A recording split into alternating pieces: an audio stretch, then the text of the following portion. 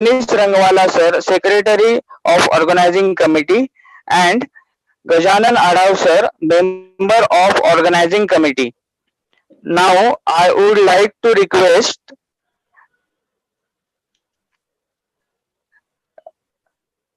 Gajanan Adhav sir, Member of Organizing Committee, to introduce briefly on the webinar series. Gajanan Adhav sir. Hello. Uh, uh, Good morning and welcome to all the guests, chief guests, and participants. At the very beginning, at the very beginning, I would like to thank all the participants and expert speaker who had invested their valuable time for the online webinar series on trends and opportunity in food industry. Now I would like to introduce and welcome our guest, Dr. Sunit Kumar Patil, Organizing Secretary and Principal, Sharat Chandraji Pawar, College of Food Technology, Chiplun, Dr. Anish Rangwala Sir, Organizing Secretary and Principal, College of Biotechnology, Chiplun, our Chief Guest, Honorable Sri Shekharji Nikam Sir, MLA, and Chairman, Sahyadri Shikshan Sanstha, Savarde. This webinar series will be primarily focusing different aspects of food industry, compromise, food processing, innovations, food safety rules and regulation, entrepreneurship in this vast processing sector. I am sure to assure that this webinar will stimulate the thoughts and idea arising in mind of aspirant food technologists and will open gates for them in the progressive dynamic food processing industrial sector. But not least, on the behalf on the behalf of Sharat Chandraji Pawar College of Food Technology, Chiplod, I am very thankful to everyone, Dr. Patil sir, Dr. Rangwala sir, Honorable Shekharji Nikam sir, all participants, experts, speakers, all staff members, students, alumni students becoming a part of webinar. Thank you everyone, and warm welcome to all the participants.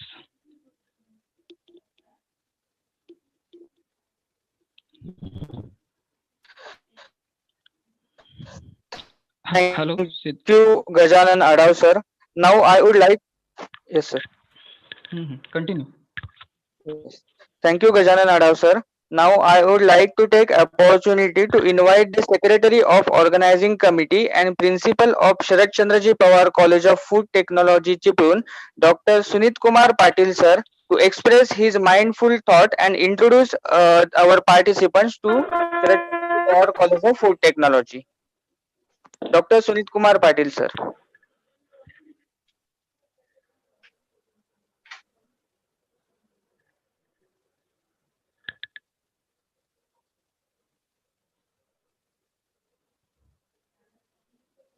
Dr. Sunit Kumar Patil sir.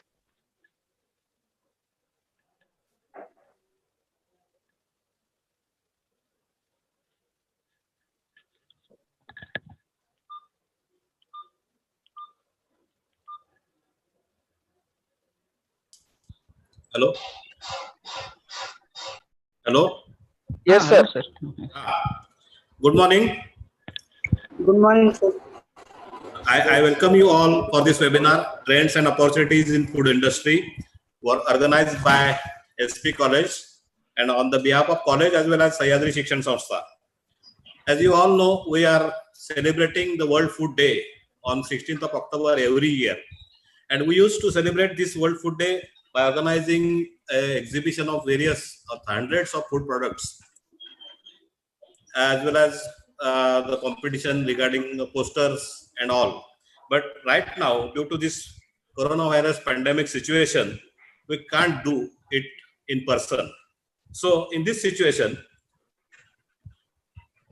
as it is not possible in person, Professor Adhav and his committee, organizing committee members, as well as alumni students and the ongoing students of this college decided to celebrate this World Food Day virtually by arranging the webinar.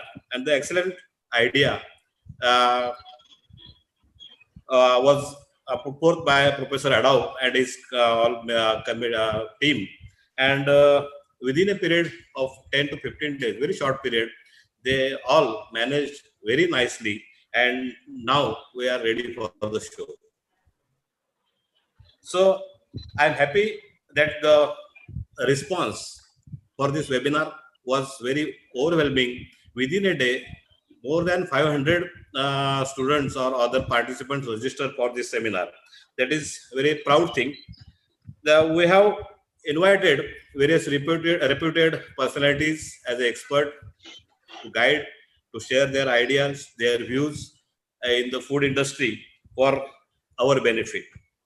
Right now, due to this COVID situation, the food industry is facing lot many problems. As the milk is some called essential commodity, only the milk industry has been survived to somewhat extent, and other industries like beverages or bakery, confectionery, these industries are facing lot of problems. They are running under capacity, or they are running in 1 or 2 shifts rather than 3 shifts a day, and even some industries are closed till date.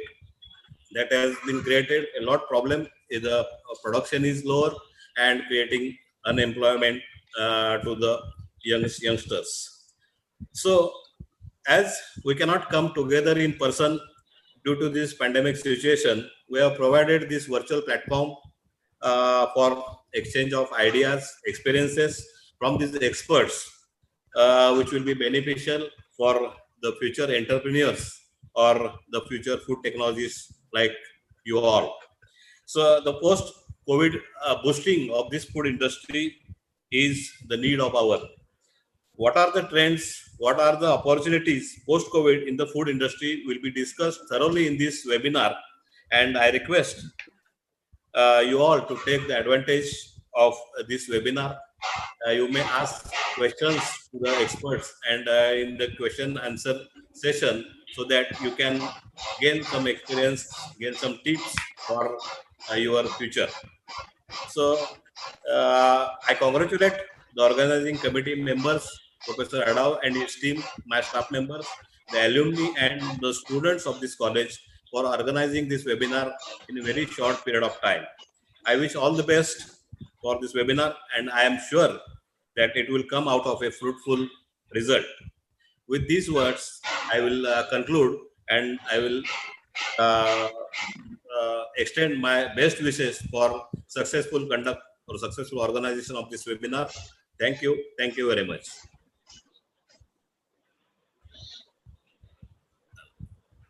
Thank you, Dr. Sunit Kumar Patil, sir. Further, I am requesting Secretary of Organizing Committee and Principal of Sharat Chandraji Pawar College of Biotechnology, Dr. Anish Rangwala, sir, to present his views on objectives of webinar.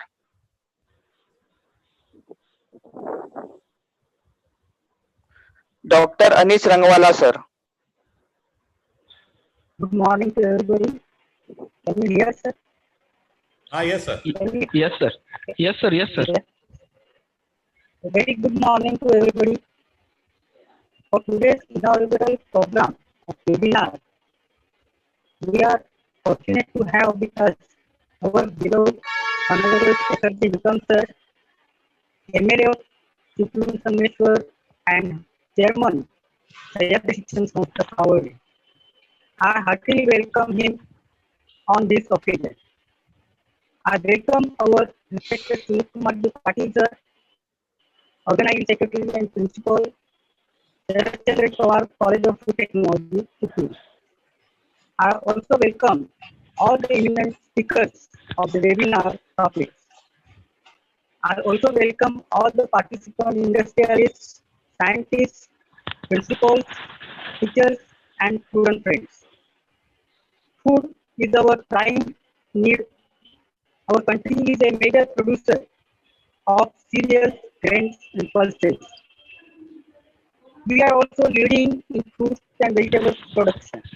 However, as these are highly perishable and having short shelf life, we incur heavy losses to the tune of rupees 45,000 or more of crores every year. So to overcome these losses which are avoidable and our country cannot uh, sustain such type of heavy losses. So to overcome these losses, we should process and produce value-added products. In USA, around 98% of the processed products are produced, while in India, we hardly produce about 4% only. Therefore, there is a good scope and opportunities for production of processed foods in our country. Based on the needs, different processed products have good demand like immunity boosters, fortified foods, nutraceutical foods, extruded foods, blended foods, novelty foods, innovative foods, ready to cook foods, etc. Due to ever increasing population, there is huge demand for all processed or value added products. It has also demand from neighboring countries. The webinar has provided a good opportunity to students for interacting with the industrialists, scientists, teaching fraternity, and students.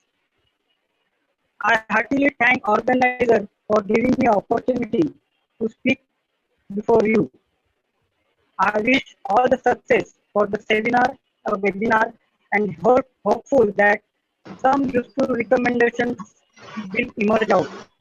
Thank you all. Jai Maharashtra, Jai India. Thanks. Thank you, sir.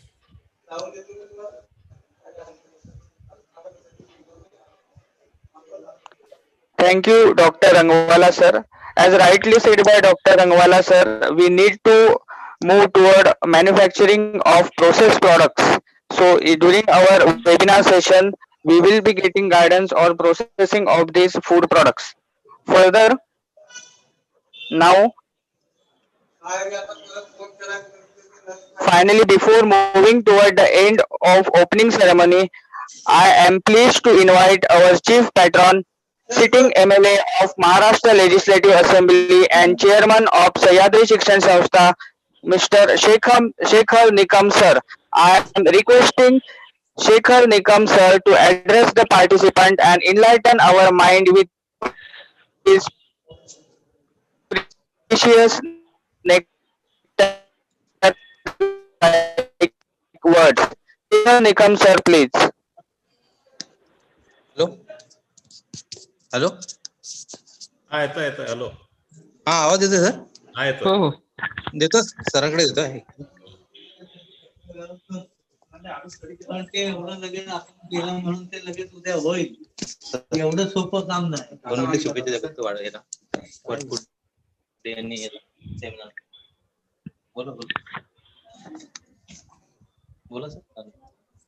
आजच्या world food day निमित्त सगळ्यांना आपल्याला मनापासून शुभेच्छा.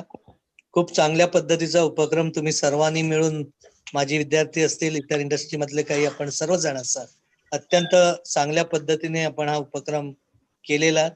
माझ्या माध्यमातून जे सहकार्य आपल्याला लागेल ते त्यावेळी निश्चितपणे मी आपल्या पाठीशी राहून जेवढं करता येईल तेवढं करीन.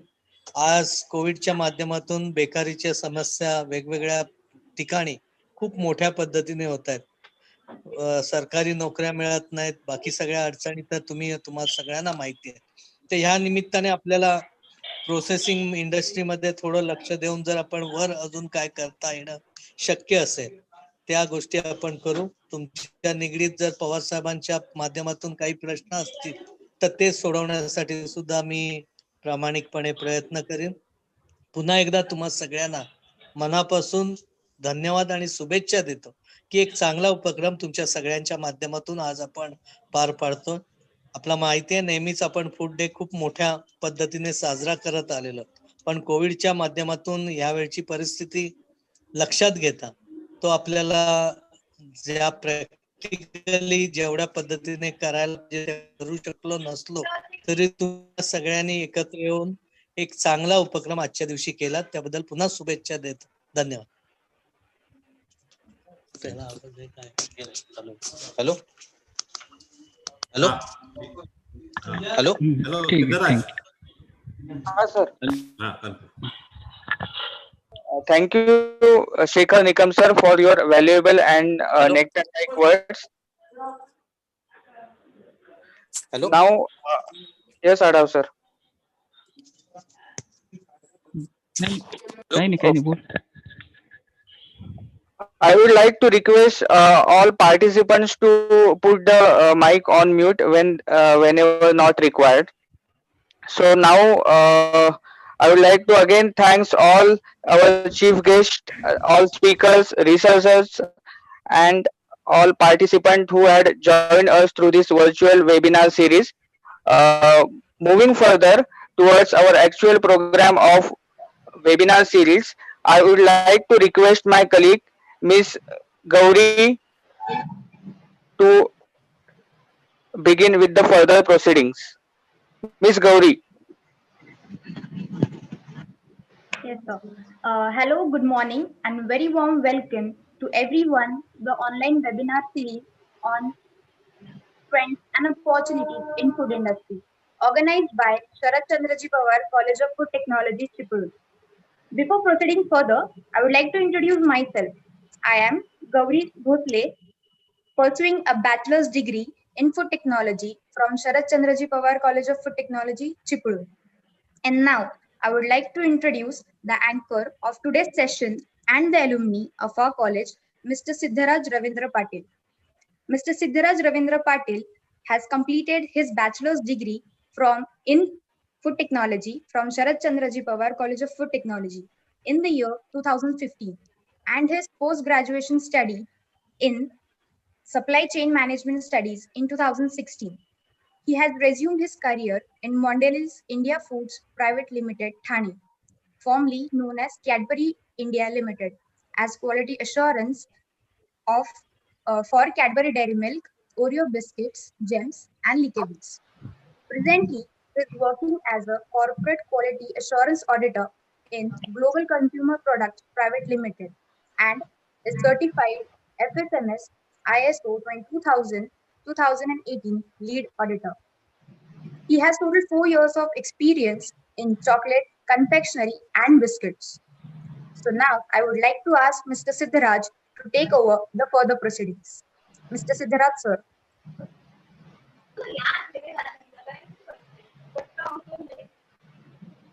Thank you, Gauri, for my introduction. Now we are moving towards our webinar series.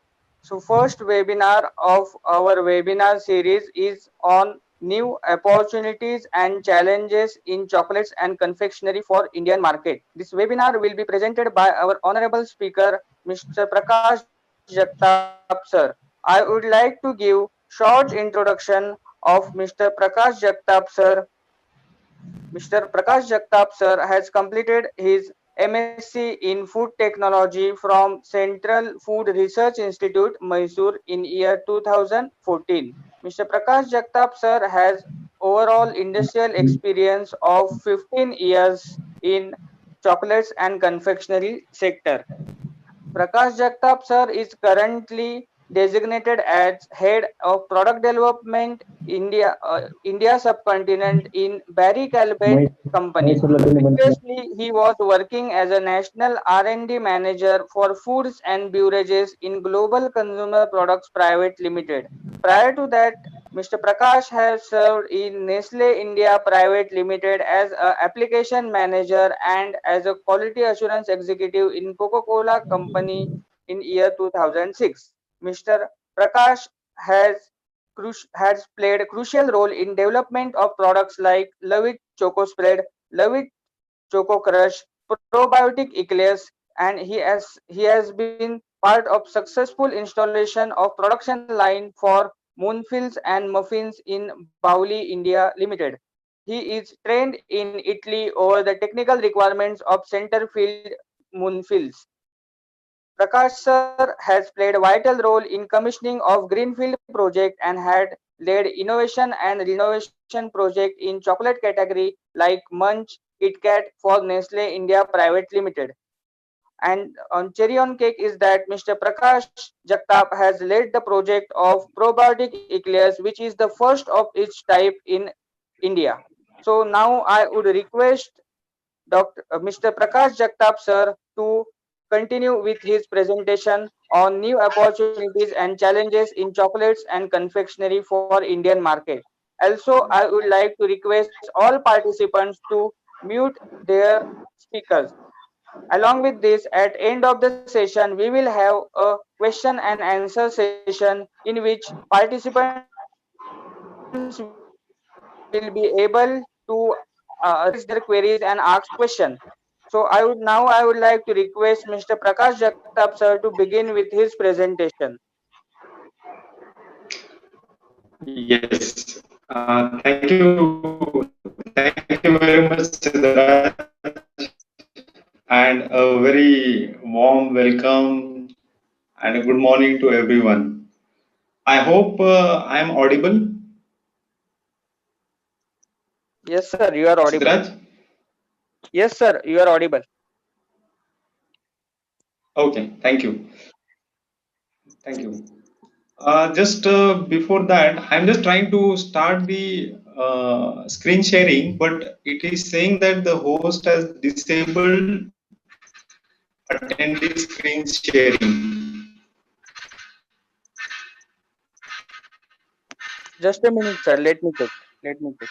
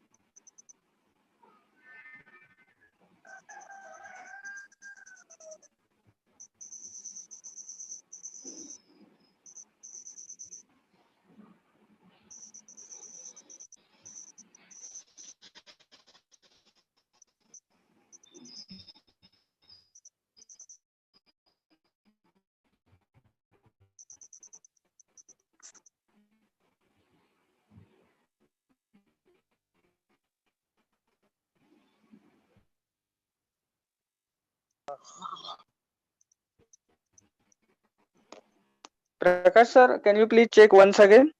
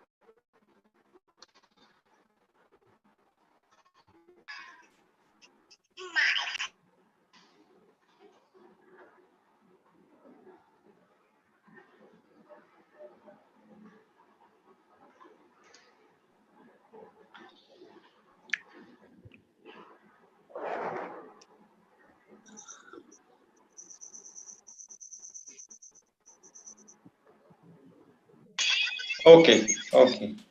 Now I think I can share it. Yeah.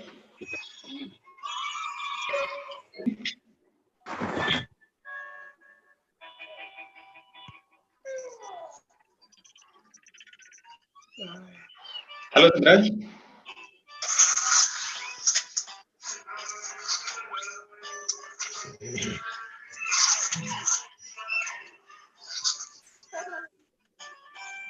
Hello.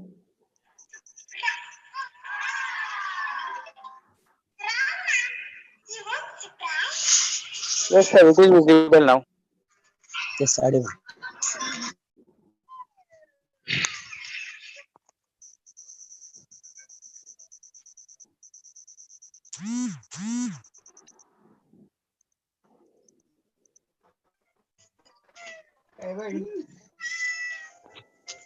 Good.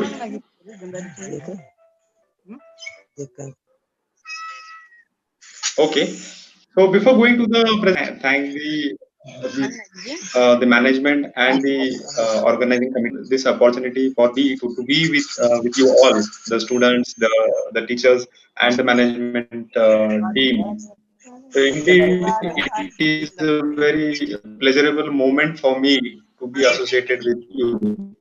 And as a food technologist, it is a matter of pride as well to be among the fraternity members so that we can togetherly and celebrate the World Food Technology Day or World Food Day. I think in the background there is some noise.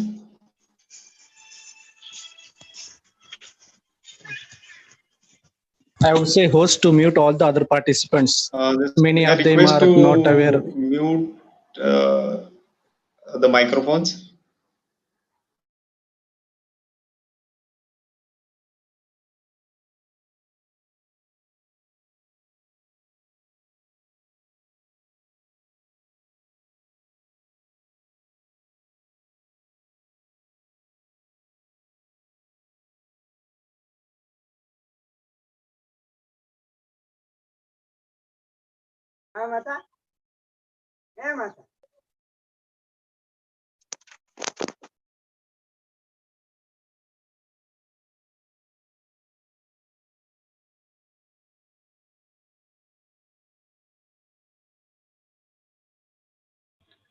Hello.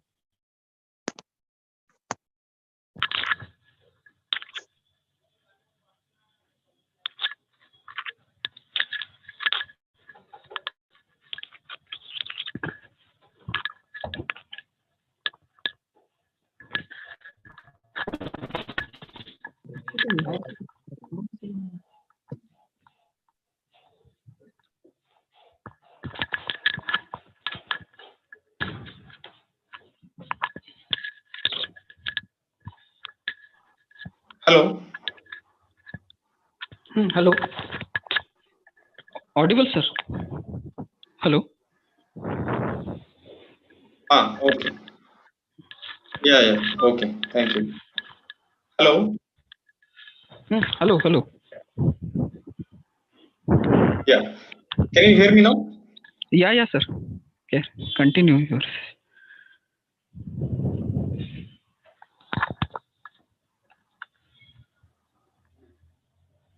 Yes. Yes. Thank you. Thank you very much. So, as I was mentioning, so my experience has mainly been into the chocolate and confectionery space. So that's why I took a brief overview about the new opportunities and challenges. What do we foresee in the chocolate and confectionery category in view of this pandemic? What is the industry to touch base upon? And I would like to keep this session more and more interactive. So as a lot of young technologists are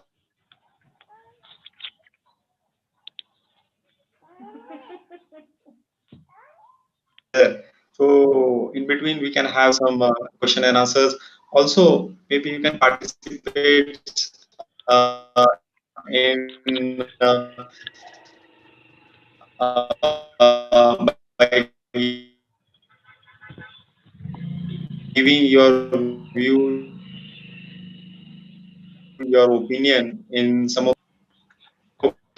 So broadly, the presentation I have what is chocolate and confectionery category, as everyone know. But let's try to build upon at the end of this slide. Understanding the market and who are the consumers in this category. About the pandemic key trends in the category, just to know about the career prospects in this particular food sector. And then lastly, we can have a question and answer session.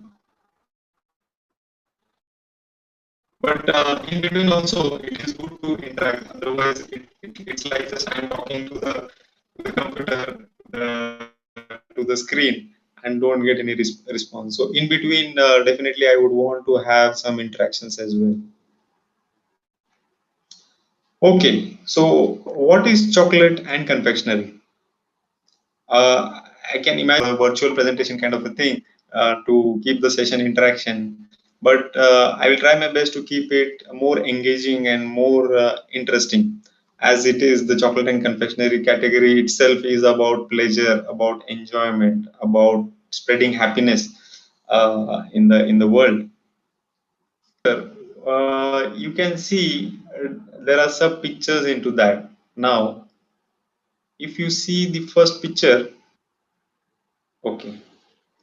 So if you see the first picture, it is the picture of a cocoa pod. So basically, there is a cocoa tree which has the cocoa pods into that. After the pod, then there is a prime processing from which you can get the packed in the gunny bags, and they are transported for secondary processing into cocoa processing units, where we get different value-added products like which is shown in this picture. Then we get the cocoa butter, which is the fat of cocoa extract or the powder which remains after removing of the butter is the cocoa powder. Okay.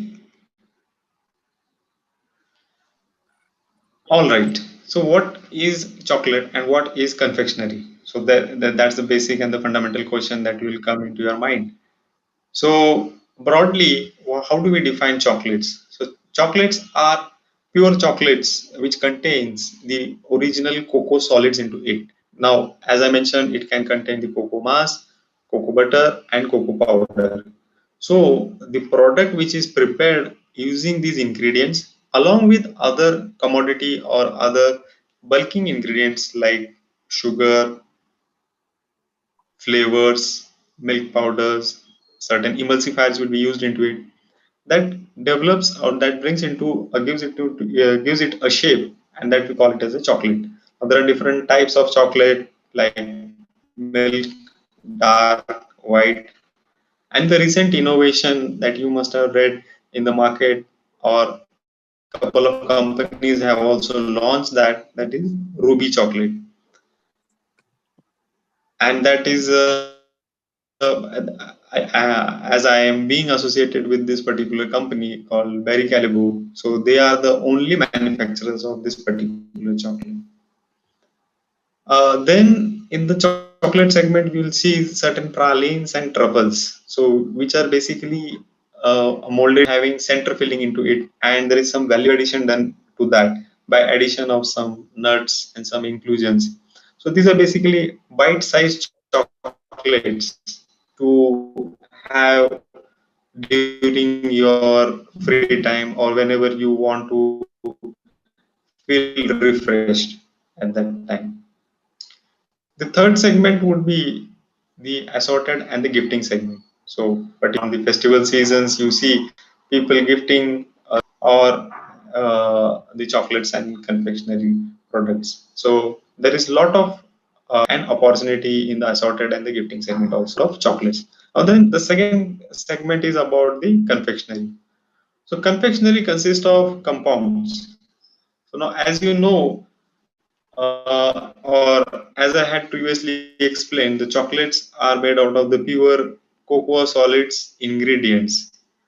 Unlike in cocoa, in the compounds, there will be cocoa ingredient, or instead of cocoa butter, it will be having vegetable fats added into it. It has multiple advantages from the geographical point of view, from the cost perspective. So that's why the compound markets are also having a lot of potential, and in fact, it is having more volume than the chocolate category. In that also, we have segments like milk, dark, and white types of compounds. In the confectionery, we also see there are wafer and the waffles category, wherein typically you can see products which are either center filled and then enrobed with a compound on top of it. Then there are filled bars. Filled bars, you can see the products which are having a different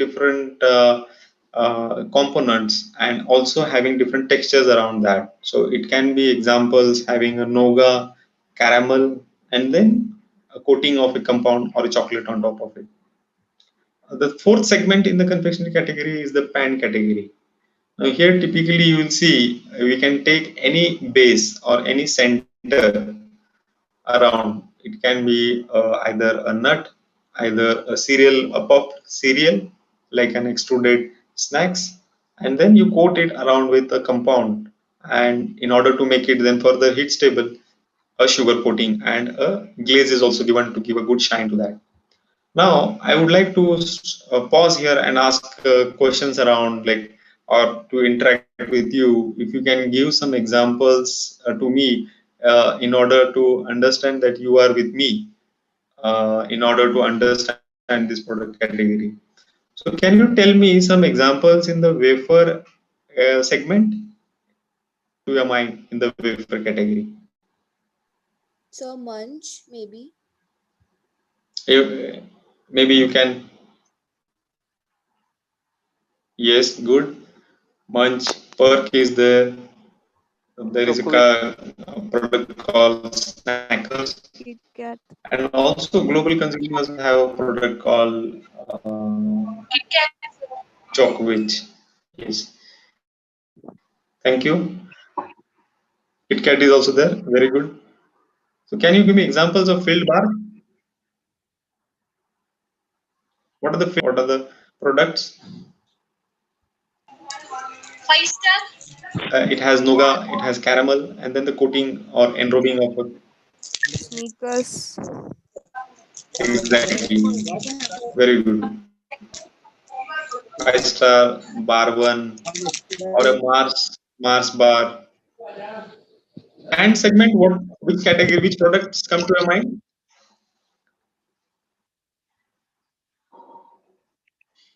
Siddharaj had just a clue, Siddharaj, and has also working on that particular product also. Yes, sir. Regarding pan confectionaries, Colorful products. we can Very consider good. the example of James here. James are type of pan confectionaries. Then all candies, hard boiled candies and Yes. sugar boiled candies. Those also will come under a pan confectionery. Like Halls is there, Chitku is there. So all candies will become under the pan confectionery. Thank you, sir. Please Right. continue. Yeah. So, and maybe further it can be subcategorized. Yeah. And then, okay, so how does cocoa influences in the other category? So cocoa not only is used into the chocolate and confectionery category, but it is also used in other product categories like the bakery category.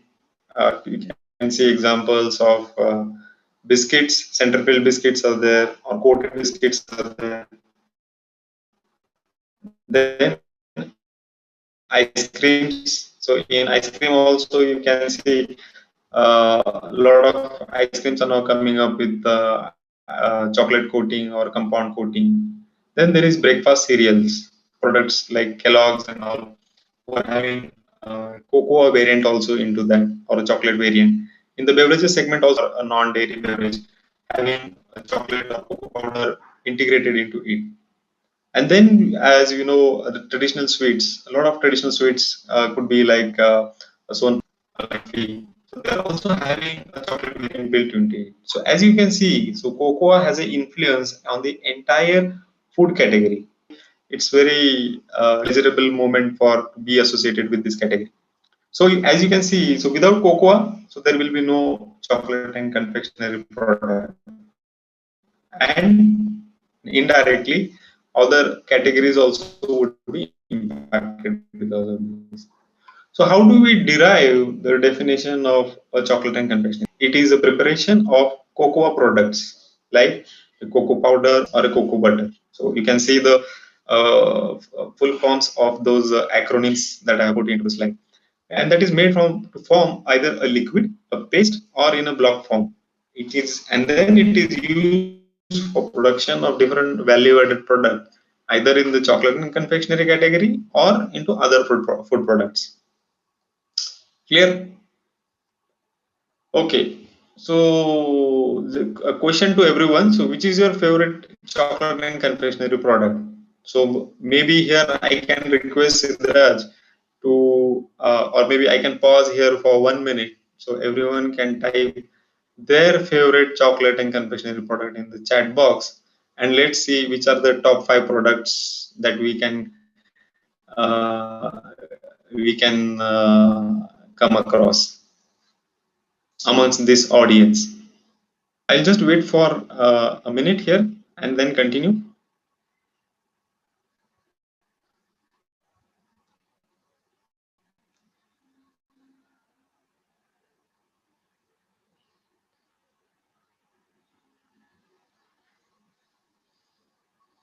Good.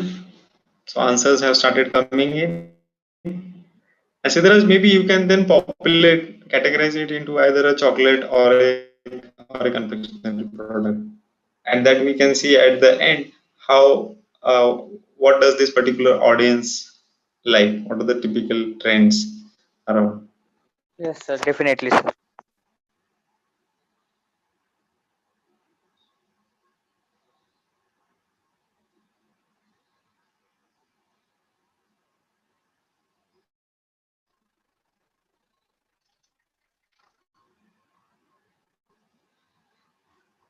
Good. So there is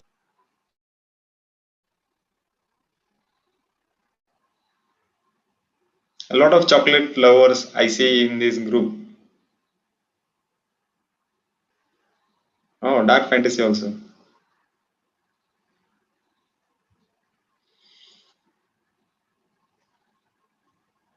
Very good.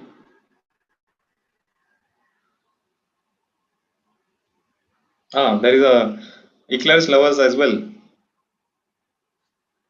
All right. Thank you. Thank you very much for the inputs.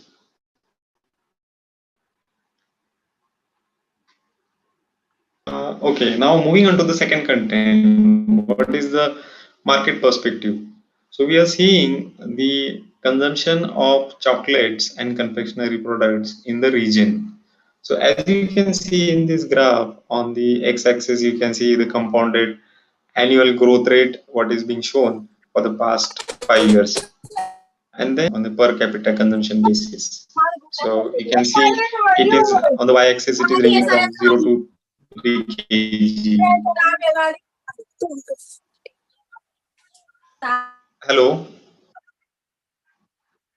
please mute your microphone. Yeah, thank you. As you can see, the Australia is the #1 country in terms of per capita consumption. It is around 3 kgs per individual. And in case of India, you see it's very small. It followed by Indonesia, then Vietnam, and other Southeast Asian countries. So even a lot of sugar or a lot of sugar-based products, but still, in terms of the chocolate and confectionery category, we are quite low. So what does it mean? So this gives an opportunity for products and tap this particular market, which is emerging. So how much is the potential for India? So the question would be there in your minds now. So this is the market size, what is present in India at this particular state 19. Now this source is of Euromonitor, which is basically a market research company, and who gathers data in the market and publishes the report and facts and figures on their website. So as you can see, the chocolate and confectionery formats in different formats like pouches and bags, assorted chocolates with toys. There are count line products. There are seasonal chocolate tablets and other products. So this table is divided into two parts. One is the volume basis and another is on the value basis. So as you can see, the highest contributor in terms of volume is the seasonal chocolate tablets. So here you can see the products which are the pure chocolates either into the tablet format, which is having almost 64.7 thousand tons of, followed by count lines. So count lines would be products which are like the wafer based products or the filled bars and other pan confectionery products. So that is the second category, which is highly consumed in India, contributes to around 62.5 thousand tons annually. Then the chocolate with the toys. So here, as you can immediately recollect, so Kinder Joy product from Ferrero Rocher, that is one of the companies in this particular segment. Apart from that, there is Cadbury has also launched the leakable products that falls into this particular segment, which is having a potential of close to a year. And then the other follows in line with that. Now, if you see in terms of value, so it is proportionate to the volume. As you can see, the seasonal chocolate tablets, it has a market cap of around 6,600 crores, followed by the count lines, which is around 4,700 crores, followed by the chocolate with the toys, which is around 1,600,000 crores, or 1600 crores, and the rest of the other categories follows. So put together, if you can see, this particular chocolate and confectionery category is worth 15,000 crores annually basis, a huge potential. So that's why we see a lot of Indian companies, a lot of multinationals are also seeing new products in this segment in order to tap this growing market. So who are the industry players in this segment? So if you can see, most of the companies are multinationals in this. On the top four companies, if you see, the market leader, as you obviously through the flagship brand of Cadbury, followed by which has a market share of 53%, followed by Nestle, which has around 10% of market share. Then Ferrero, although they have a very limited product range, but they have good market share in India. Then we have Mars, popularly known for the Snickers product, and also they are into form tablets like under the brand name of Galaxy. Then global consumer products. So here you can see some Indian companies have also started gaining the market share, which is having a good product portfolio of chocolate and confectionery products, having around 1% of market share. Amul recently, I think 2 years back, they have also commissioned a new greenfield factory in Gujarat. So they are also tapping into this growing market and having at this then you know Hershey, so the manufacturer of Kisses product, and they are also having a pan products under the brand name of Brookside. Apart from that, they are also present into some other products, chocolate and confection products, but through the imported route. Then there is a Buttercup Confectionery. which is basically a Indian company, and they have products in the gifting segments mainly, wherein they do a corporate tie-up with different companies and give the gifts or the box chocolates as a gifting occasion to them. Could fall into the rest of the makeup around 23%. Yeah. So after understanding what is the category, what is the market size, so we will just shortly go deep into the who are the consumers in this. So obviously everyone loves to have chocolates. No one. I did not see, at least in my career, who hates or dislikes chocolates. Anyone you offer us a chocolate, he would love to have it and enjoy it. So as you can see in this graph, so have primarily tried to focus on the current consumer base and what is the emerging, who are the emerging consumers. So we call them as millennials. As you can see in the slide, those uh, students or people who have born in between 1997 and onwards. So those are the sanitarians. So which are the future top spender generations. And then the millennials are the people who are born between 80s to 96. So typically you can see the age in this case. So what is the trend? So if you come to the left side of this picture, you can see the age group. In the center, you can see the age group line. 1 minute. Yeah. Age group is there. So starting from 0 to 80 years of age, all are the chocolate lovers. And then we see the centennials and the millennials. So centennials could be up to age of 20 years, and millennials are the ones who are having up to 25 to 35 years of age. Right. So what are the key behaviors or like? So a number of companies have done research around that to understand what do they like and what do they dislike. So if you can see if you can talk about the millennials, so their lifestyle is like they want to enjoy the life. For them the life is beautiful. If some questions are asked to them and to tell them what are the key things they like in their life, so things they would say is about sharing, about sustainability, different types of foods around. Then they also think about a vegetarian origin foods, more on that side.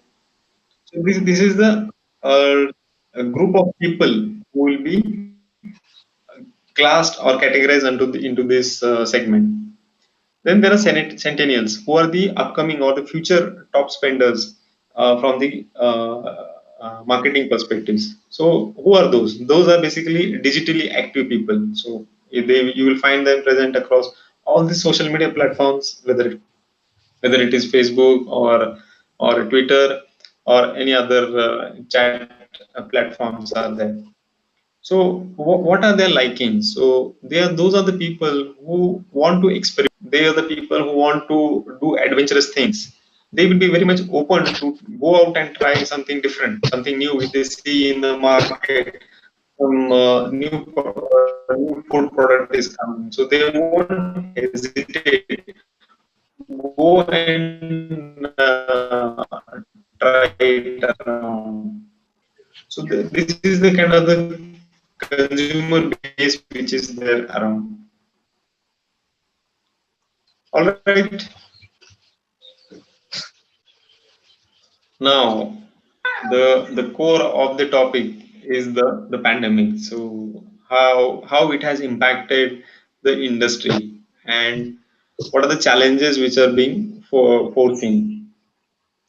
So as you can see in this slide, a company called Palette, they have done some survey and found in this particular lockdown, say from the period of January to April, what survey they did in comparison to January and April 2019. So what has been the trend amongst fresh food segment, amongst immunity boosting, amongst the frozen food segment, snacking and comfort foods, cooking essentials, and popular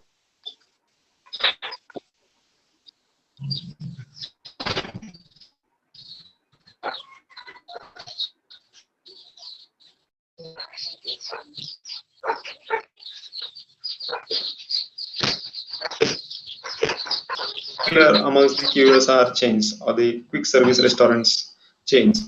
So in the fresh foods, as you can see, there has been almost 40% growth cases which are having immunity boosting effect. So our AMLA, it has grown by almost 56%. In the packaged food segment also, if you can see, there has been a good growth. So particularly in the bakery segment, if you see, the cracker had more than 100% compared to the previous year. Similarly, in the other food, packaged food segment also, you can see a good amount of growth has been seen.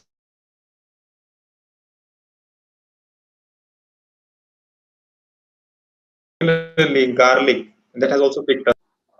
In the packaged food segment also, if you can see, there has been a good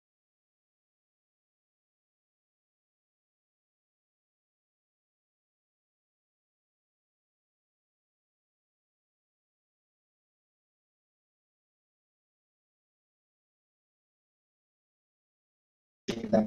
Now the reasons could they will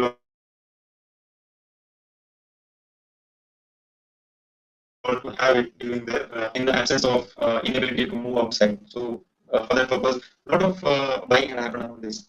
Another thing is like the quick service restaurants were closed. The restaurants or the outside food was not available. So that's why this particular packaged food segment had a good growth around. Then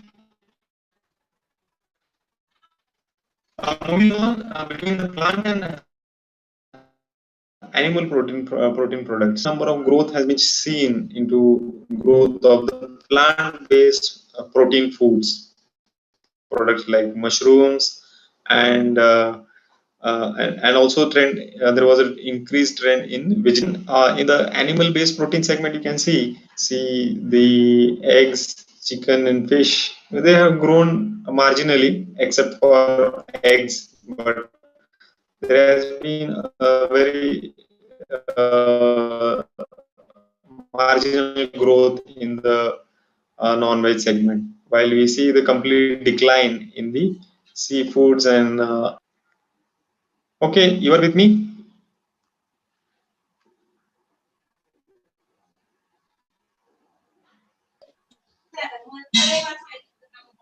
Yeah. So what is happening now? So because of the COVID, what has been resulted? It has resulted into increase in the demand of the packaged foods. In-house home consumption has increased. A lot of packaged food consumption sale has increased, and so this has given the opportunity for the businesses to be ready for the next phase of growth which will be happening into the packaged food industry. So what's the impact on consumers' behavior due to the COVID-19 situation? Now, in this particular graph, you can see, so there has been ingredients or components, you can say. So the major increase has been into vitamins and minerals part, followed by the botanicals, as you can see, the Indian traditional Ayurvedic herbal supplements. So they have also seen good growth. Probiotics is also growing. There are certain essential fatty acids as well, and the fruit and vegetable concentrates, mainly rich source of micronutrients, as well as also having some antioxidant properties or the product developers to develop products using these phytonutrients functional ingredients.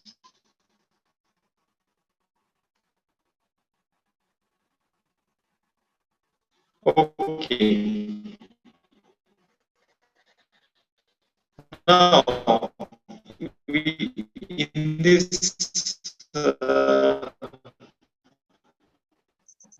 four quadrants, we can see different behaviors. That is the health segment. The first primary objective of the consumers in this pandemic has been how to improve his health. How can he improve his immunity? So he was always doing a Google around, discussing with his friends,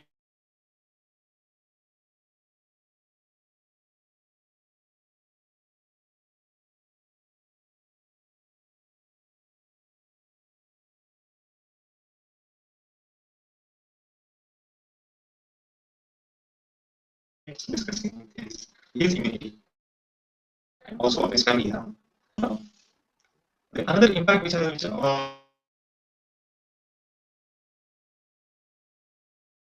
has happened because of this lockdown is because of the job losses. So these consumers have become cautious valuable cost. That means they are looking for value. If you see in the third quadrant, there is comfort. Now, the consumer's mindset uh, has changed primarily because of the emotional connect has not happened with the in the pre-COVID situation, which will be emotionally satisfying and emotionally fulfilling to them.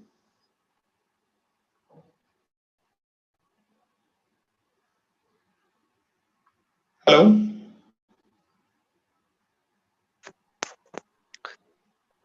Prakash sir, your voice is breaking. We are unable to hear you. Can you please repeat the Can you Am please I audible? No, sir, you are not audible. Can you please repeat the previous slide?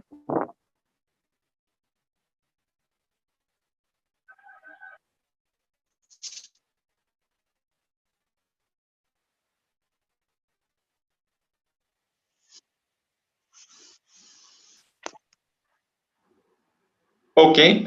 This one. Uh, Yes, Hello. exactly. yes, sir.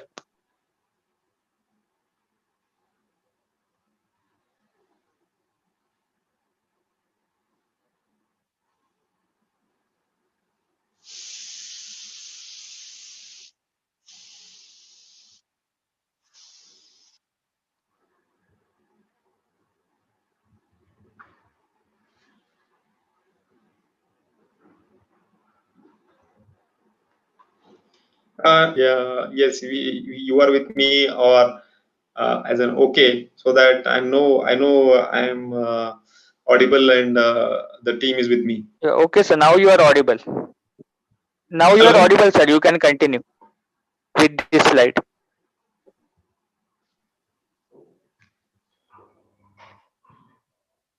Okay.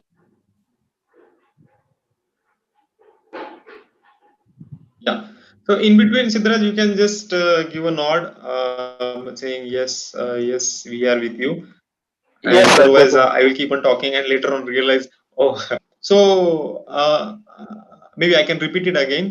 So the four quadrants which I was explaining was about the consumers who are health cautious, so who wants to have products which will be keeping them fit and fine, both from the physical and the mental perspective. Second quadrant is about the budget part. Because of the lockdown, a lot of job losses have happened, so people have become cautious in spending the money or the amount they have and want to have products which have a value for them. Third category is the comfort, so wherein the consumers want to have that emotional connect, which was there before the lockdown. So in the absence of inability to move out, so that emotional connect is lost. So they want to have products which will be giving them that feeling. Then there are fourth segment, people who are adventurous. Still, there are people who want to try out different things and experiment around. Okay.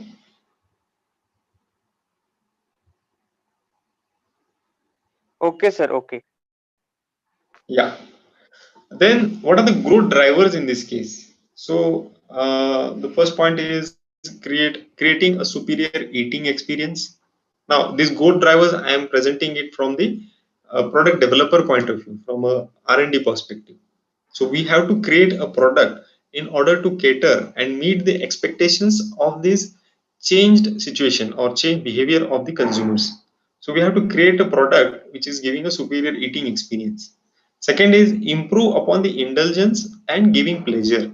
Now, in the pre-COVID situation, the people were able to travel out, enjoy, move around, meeting the people, having get-togethers, having fun around. But in the absence of that, you need to work around that also to give products which will be giving that pleasure to them. Tap into the health and wellness trend, which you can see many companies are doing in this space. Okay, so a question now. Which is your favorite snack in the lockdown to have a happy mood? So it can be like what do you like to have in this lockdown? Could be a sweet, a spicy, or a salty, or a sour or a tangy snack. I would wait for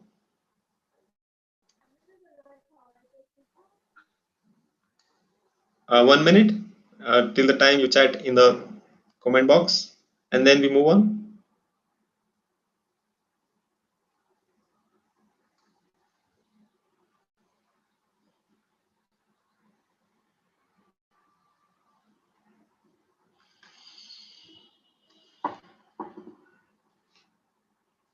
Yes, munching items like what? Maybe it could be a name of a product or name of a brand.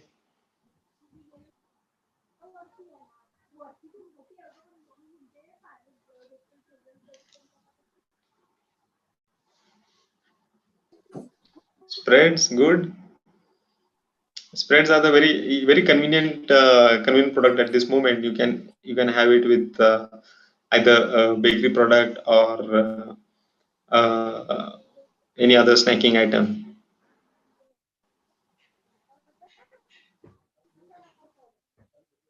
Chips, okay. Salty, spicy, tangy.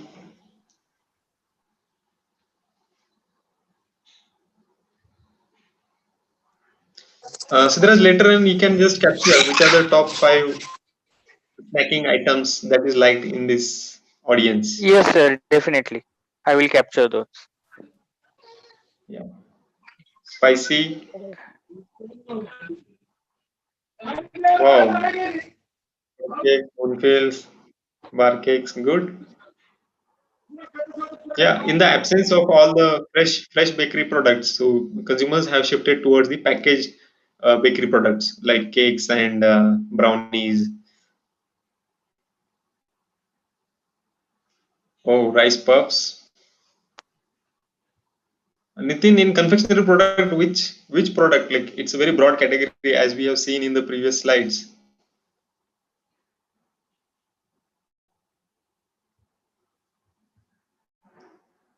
Spicy cassia, very good.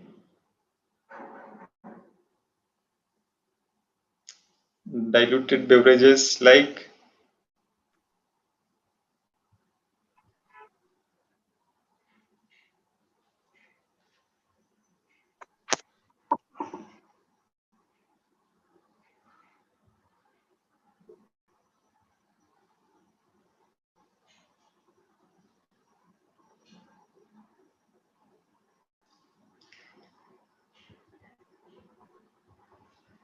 okay, makhana, very good, rich source of protein. Chips, good. So typical, I can see the coastal Konkan belt liking is towards more of spicy and snacking items or namkeens. Good. Thank you very much. So moving on, I will start presenting now. So what are the key challenges? So as you have seen, there is a lot of opportunities in this lockdown. we have to cater to different consumer needs which are evolving. We have seen there is a constraint on the budget, or the expenditure power of the consumer has got reduced, both of the family earner as well as his dependents. So the consumer has become extra price sensitive. So it gives a challenge to the product developer how he can give a better product at a valuable cost. Then for the overall business, so they have to focus on the scale of distribution. Now, because of this lockdown, there was a lot of disruption in the supply chain around or throughout the nation. So, because of this, most of the companies were not able to reach into the rural areas, and also that gave an opportunity for the local players to improve upon their distribution as well. But slowly, as the lockdowns and was phased down, cities have started. So this has given opportunity for the small players also to expand their distribution capability. Cross category influence. So here, as I mentioned in the beginning of the slide, so cocoa has an influence on other categories. Now it has other effect also. So what could happen is that there could be a consumers who are a regular liker or regular likings of chocolate and confectionery products, but in the absence of this, because of the cost factor or because of other reasons around, then they might be shifting from the chocolate and confectionery to some other segment. Could be they could go for a beverage segment, wherein they find more value added or more value for money products, which will be having some functional benefits added into it. So that is also a challenge. And then having a successful innovation, so meeting all these criterias and all these needs which are emerging, you have the company has to tap onto this emerging opportunity and make it a successful innovation. Now, what does this mean? So, for every problem, there is an opportunity. So, every crisis is giving an opportunity. So, in this particular situation, also, the chocolate and confectionery industry, although they have seen a lot of growth in their product volume, whether it is companies like Cadbury's or Nestle's or global consumers. So all of them have seen very good growth. Now they have to sustain on this by considering all these factors and then turning it into an opportunity. Okay. Okay, sir. Yeah. So in this period, we see what are the new product launches which have happened in this. So you can see the first picture of Cadbury, which have the same product they have launched in a different packaging. Now if you can connect this product with the previous slide, what I had shown was onto emotional connect.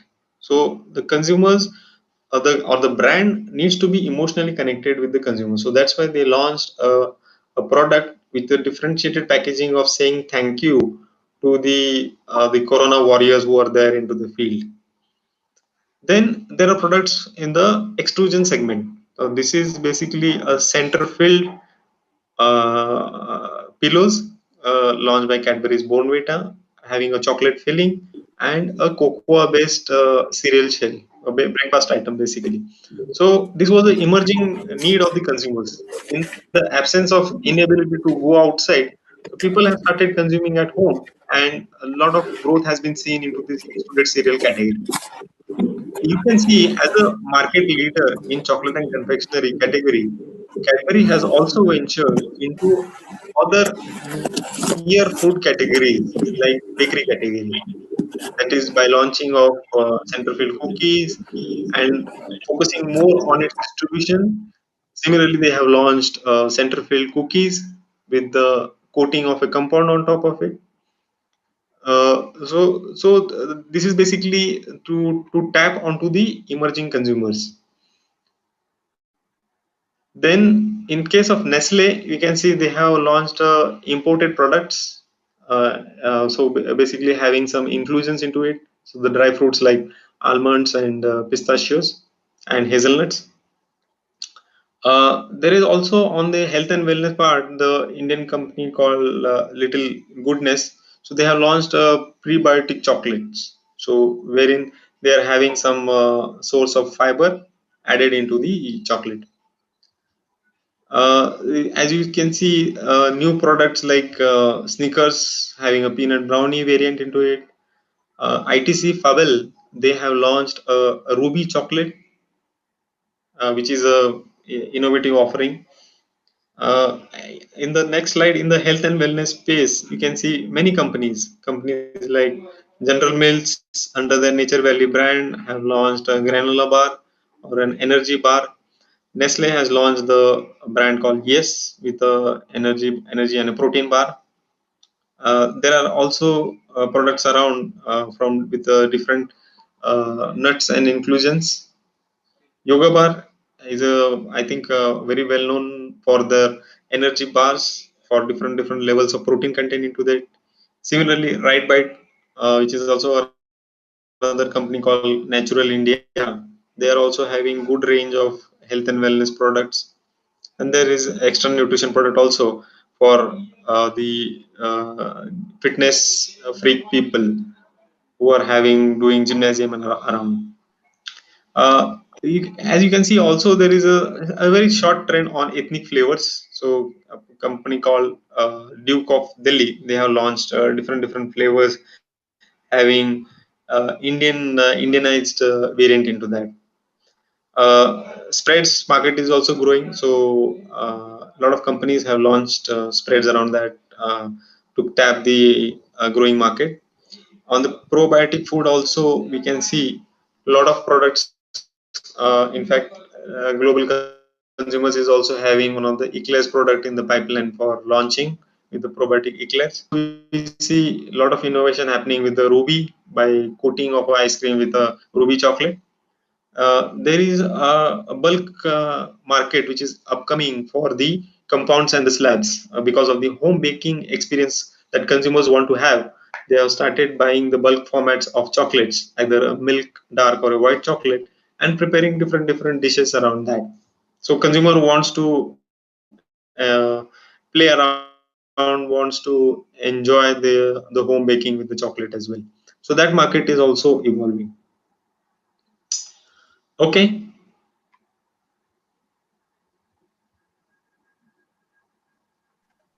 Okay, sir. Yeah, some interesting product from the regional from the Southeast Asia region. So as you can see, a Singapore-based company have launched a chocolate balls, which is having a immunity benefit. So basically, what does it has? It is basically a pan product in a round shape that contains beta glucan from 6 different mushrooms, and they claim it to have to boost the immunity of kids. And this particular product is targeted at the age group of 4 to 12 and containing number of bioactive ingredients range also containing probiotics from different organisms and also some of the antioxidants coming from the fruits as well like blackcurrant.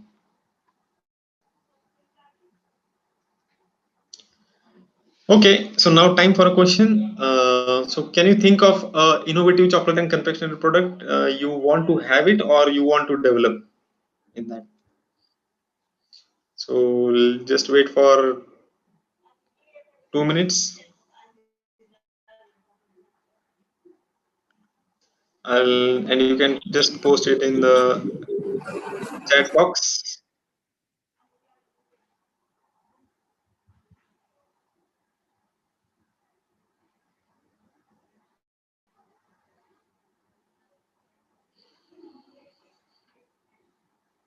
Very good. Millet flakes. Yes, there is a company in Bangalore called Kottaram Foods under the brand name of Soulful. They have extruded product range using these millets. But good thought. stevia based chocolate and confectionery for the diabetes or sugar conscious people. Good.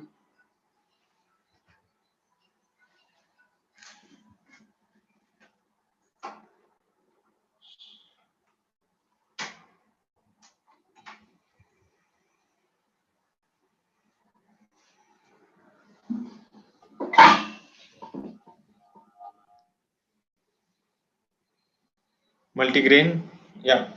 Morinaga, leaf powder, good. Moringa, sorry.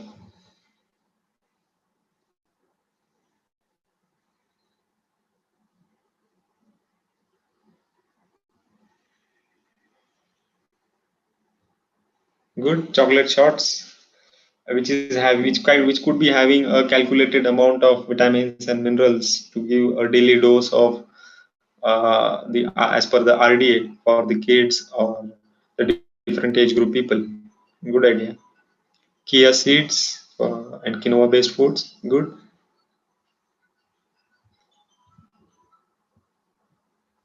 Keto chocolates. Yeah, very good.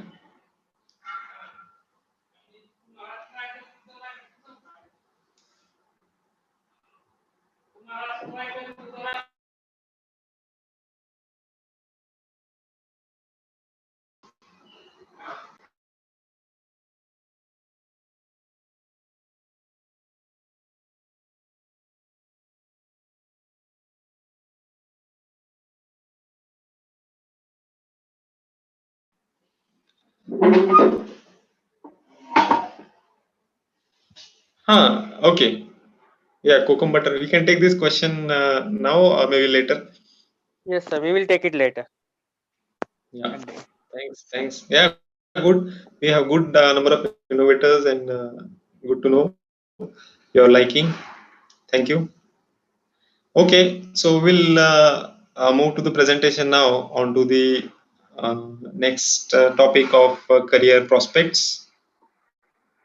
So as you can see in this slide, so food technology, as you all very well know, it's a professional course. So like there are professional courses in pharmacy, in medicine, as a lawyer. So definitely, this food technology course also gives an opportunity to start your own business, your own entrepreneurship. You are very much equipped. You are very much skilled to start your own business. So it's a good platform to do food technology course and then venture into this business or entrepreneurship field. Okay. Then what are the other prospects? So a couple of sectors which I have put across. It could be into the public sector with organizations like the standards organization, that is FSSAI. The Ministry of Food Processing is there. Then there are some analytical institutes like BIS is there, Bureau of Indian Standards, and related to them as well.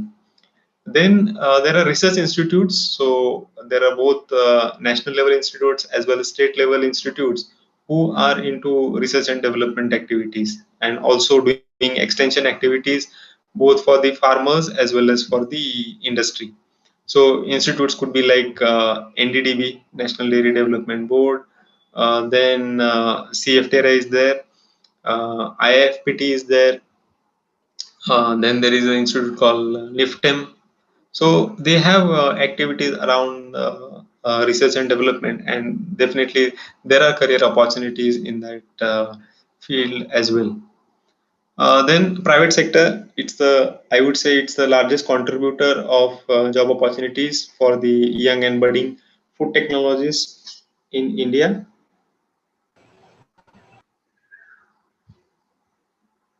Okay, Siddharth, you can hear me? Yes, sir, I can hear you. Sir, I would like to request you to please describe more on how to, after BTech, after completion of this food technology BTech, how the student should enroll or how they prepare for the CFTRI exams, or if are there any courses in United States or United Kingdom or European countries which enable a special courses in chocolates and confectionaries, like MS in chocolates and confectionaries. So our students would like to hear about this. Right, right.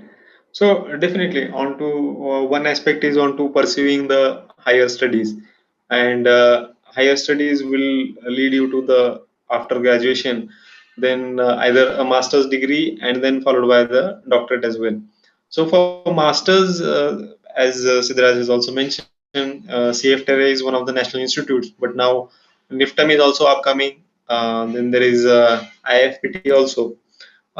If you ask me about the preparation for the exam, so basically a defined syllabus is structured around that. As you all know, food technology is a multidisciplinary course.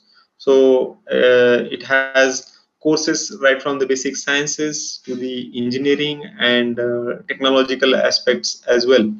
So you need to be thorough in whatever courses which are being defined in your curriculum at the graduation level, and then onto the applications also, because as you see, nowadays the standards are also emerging. So basically FSSA is coming up new standards for different food categories, different food segments.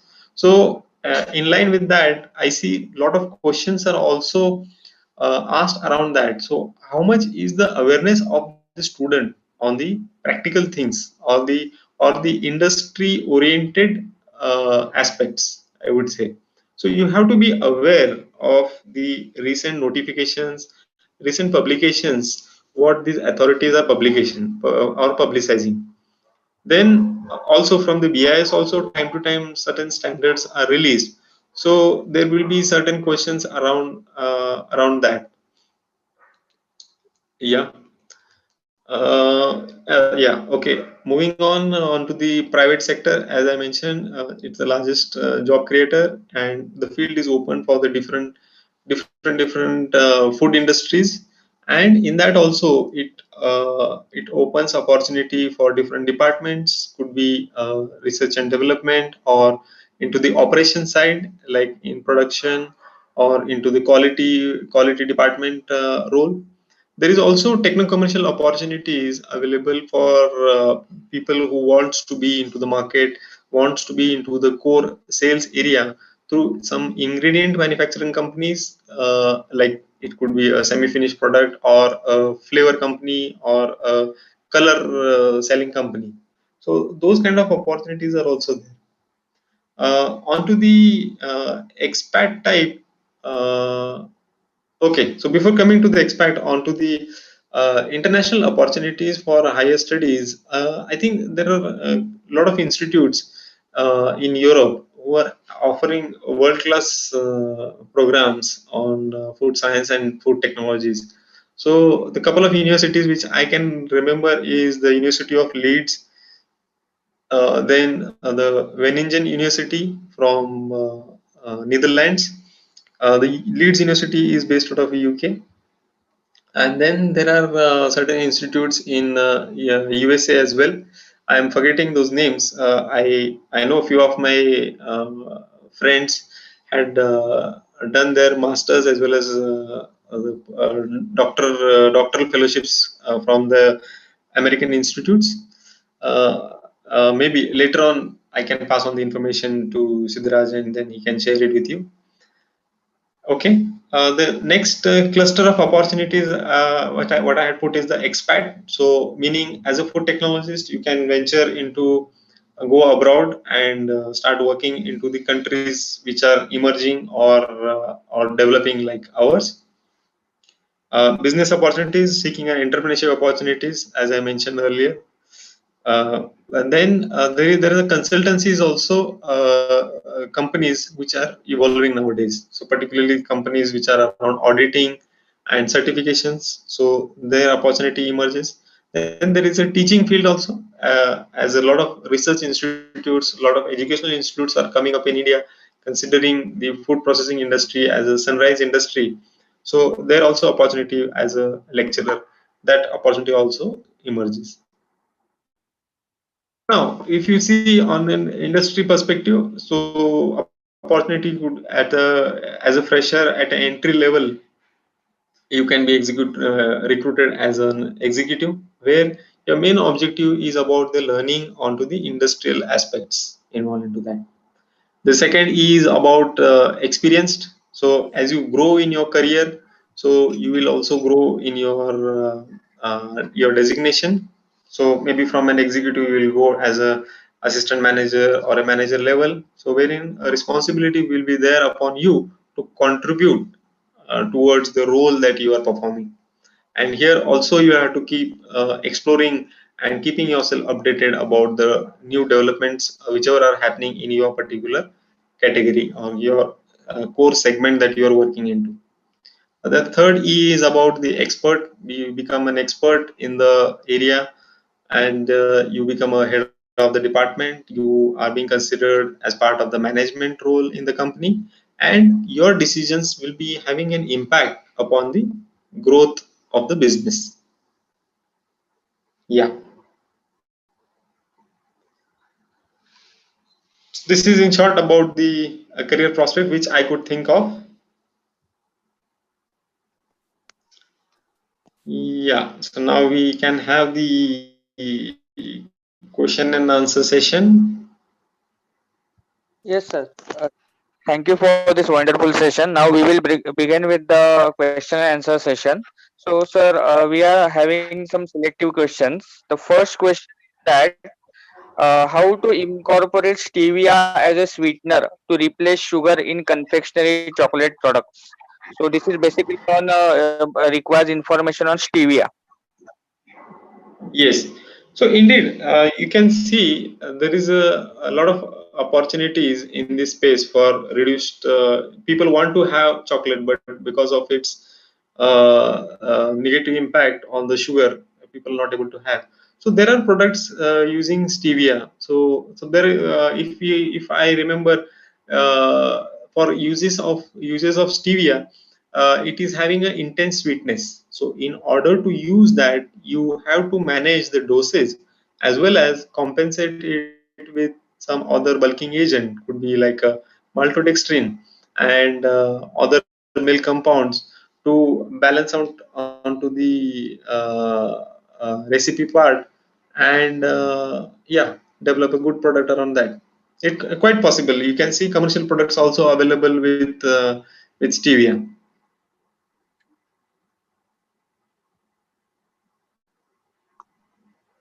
Yes, sir. Thank you.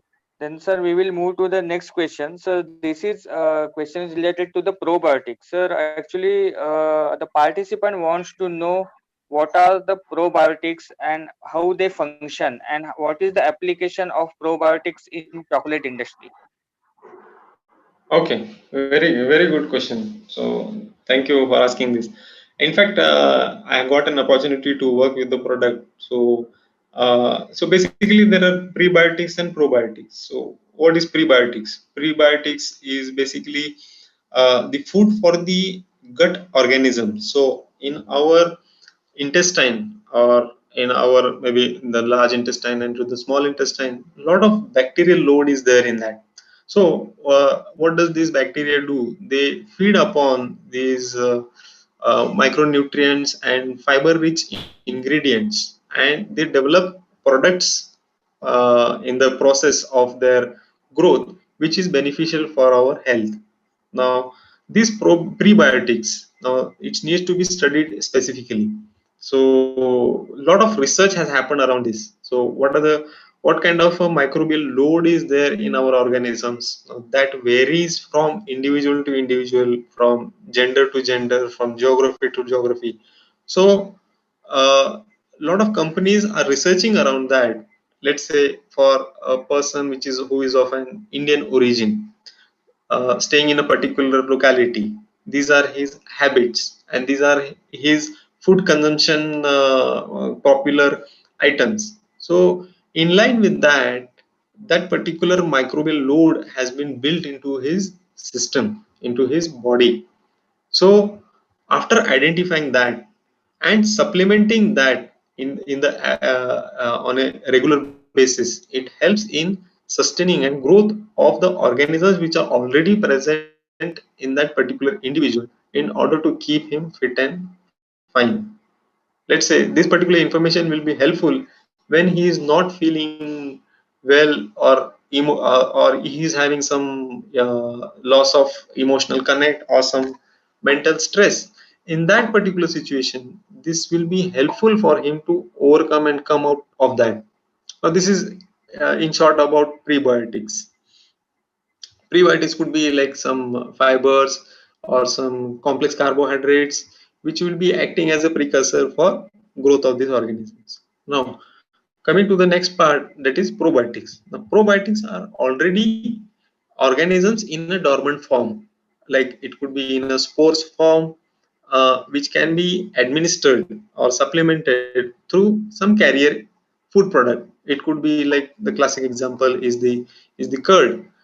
Apart from that, a lot of products are also coming up with products like confectionery, which is a good platform wherein the children or the millennials and the centennials would not mind to have it in that format, so that they are also able to maintain the gut microbial load in that particular individual and give its health benefits. Hope I was able to answer, although it's a very big topic. But in a nutshell, I could share these things about pre and probiotics. Okay, thank you, sir. So, sir, now we will move to the next question. Sir, this is related to the fortification. Uh, how we can fortify the chocolate? With what ingredients we can do the fortification? If we can take example of calcium fortification. So, apart from milk and milk products, what are the other options which we can incorporate in chocolate for calcium fortification? For calcium fortification, the common and the mostly allowed ingredient is the calcium carbonate. So that is the popular ingredient that is used. Apart from that, maybe some ingredient which is already a rich source of calcium, any other food product. So that can be incorporated in the chocolate, and then we can make a claim out of it.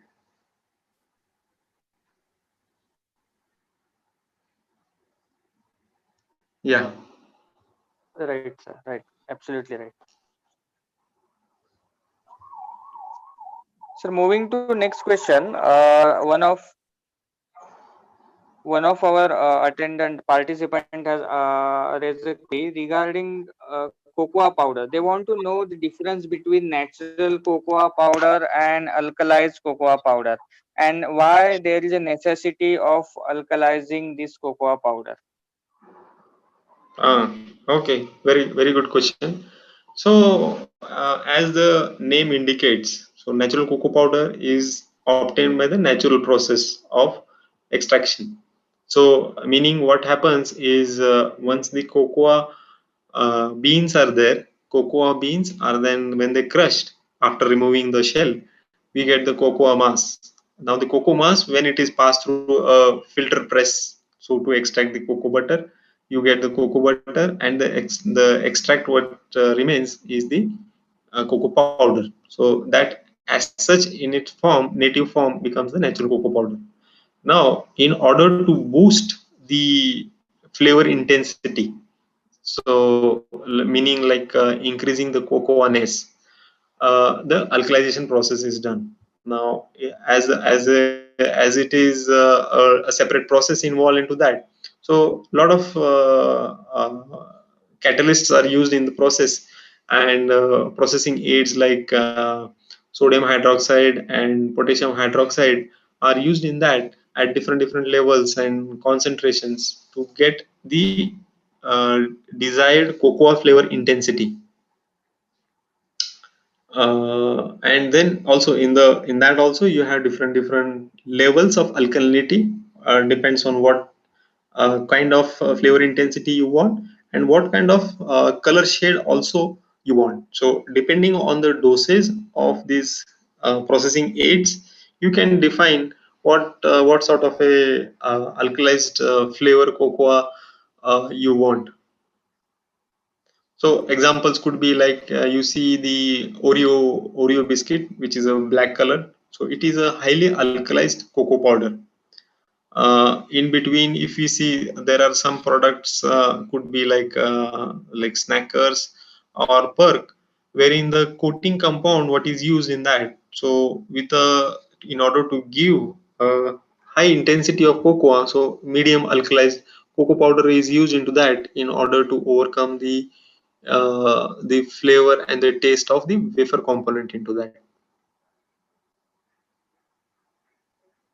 Yes, definitely right, sir. So I think with the explanation given by Prakash sir, all of us will now able to distinguish what is alkalized cocoa and what is natural cocoa.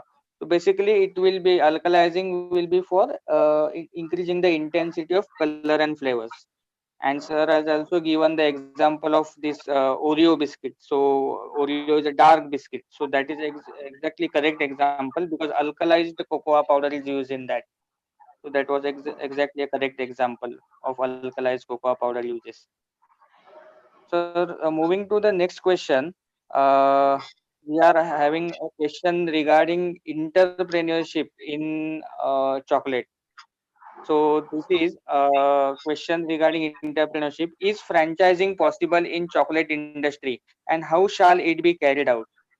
So this is regarding franchise B2B project.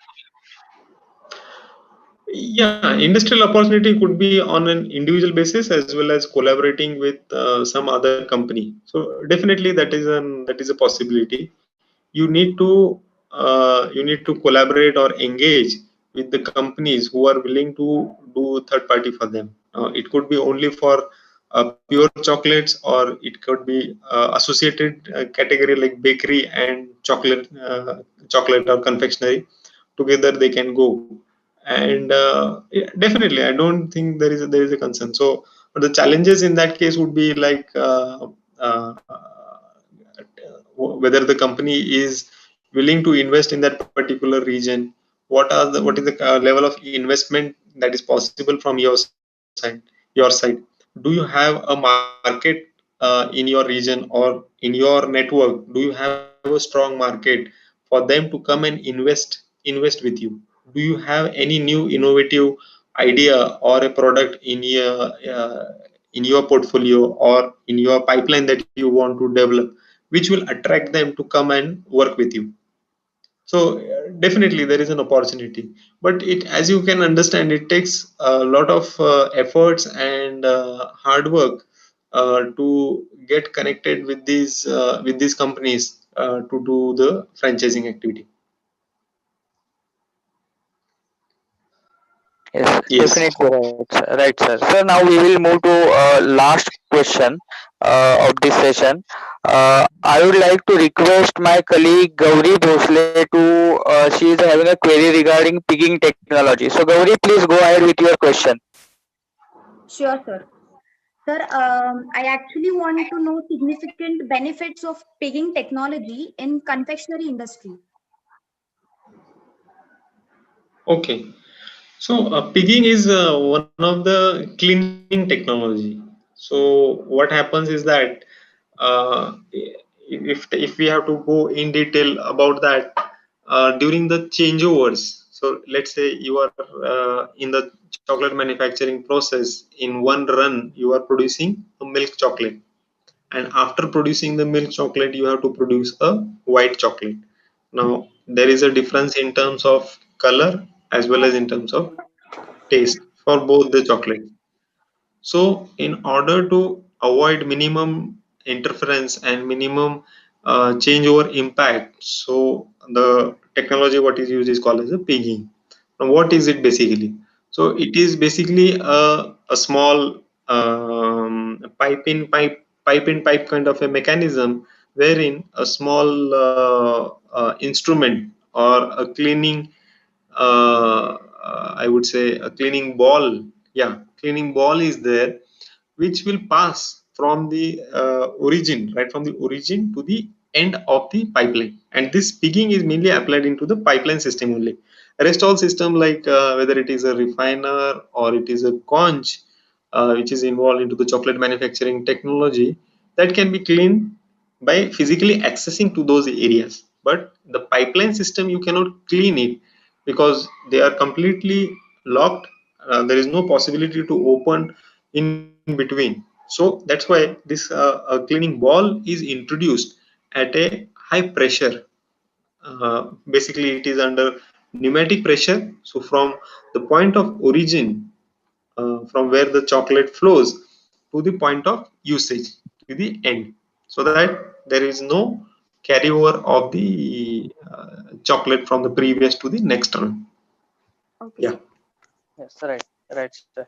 Sir, one of our participant wants to know about the chocolate processing. So, in short, can you please describe how it is being from chocolate pod to a packed chocolate? What is the process for manufacturing of this chocolate?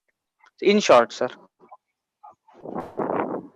Okay, I will just share the first slide. So maybe you can Sir, please, expand that. yes, sir. Please describe about some on few words process like conching, tempering. Please describe about that so that our students will be able to understand these processes in chocolate manufacturing. Okay, you don't want the upstream processing. You want to know Yes, the yes, yes, application. yes, Okay. Okay, because in itself there are a lot of there is a upstream processing, downstream processing involved into the yes. cocoa. We can go with upstream So one, sir. okay, Yeah. fine. So typically in the chocolate or in a compound manufacturing, you can see basic is the you need to have a recipe around that.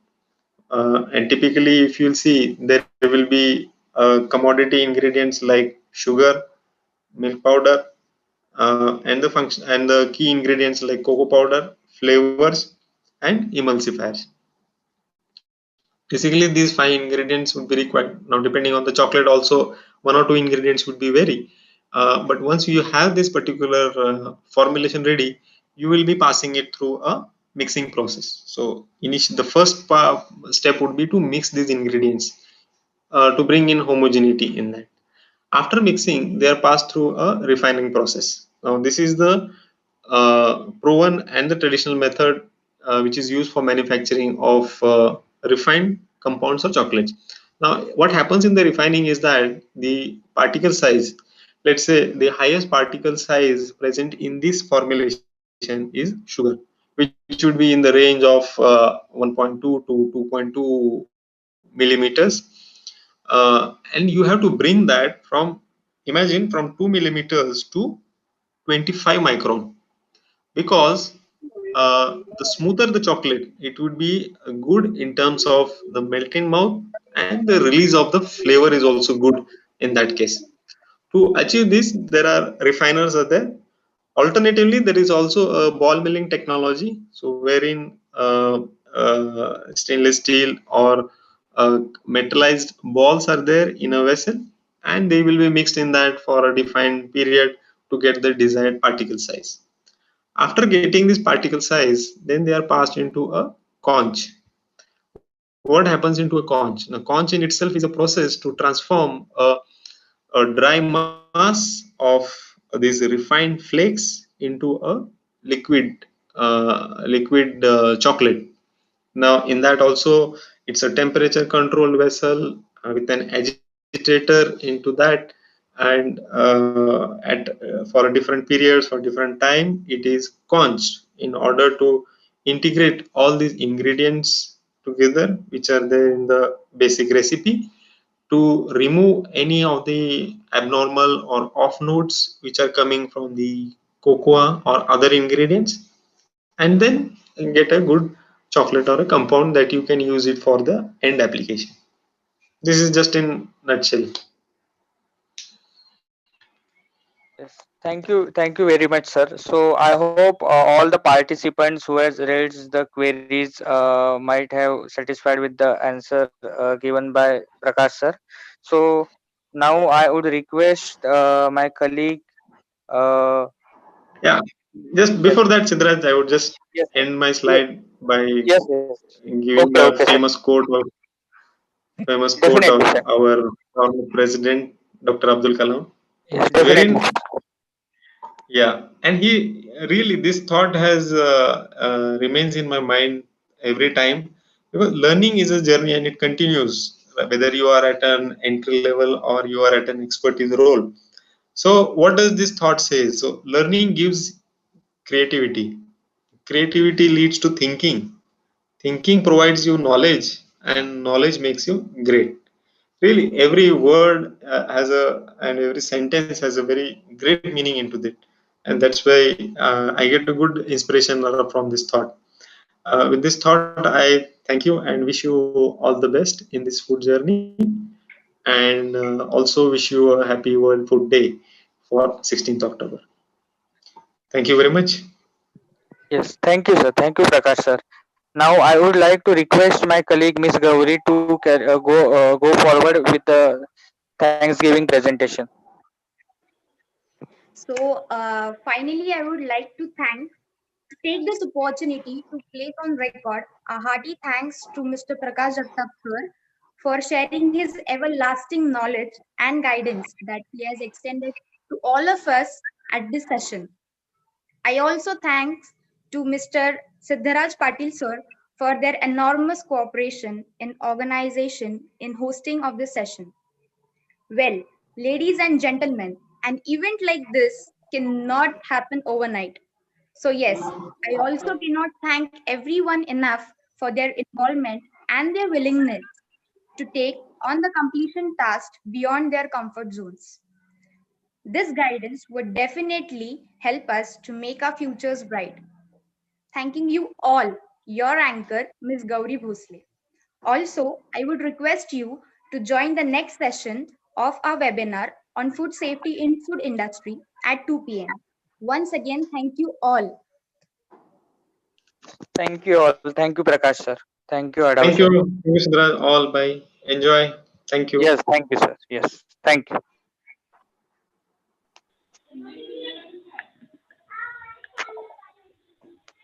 I will request the host to end up this session. Okay. Thank you, everyone. We will meet at 1:40 for next session. Okay, sir.